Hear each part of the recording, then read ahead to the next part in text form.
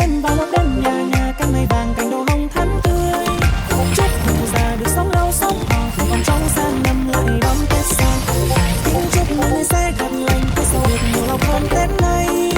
Tết đến đoàn tụ cùng ở bên bếp hồng, Hà Nội bánh trưng xanh chờ xuân đang sang cánh em đến nơi.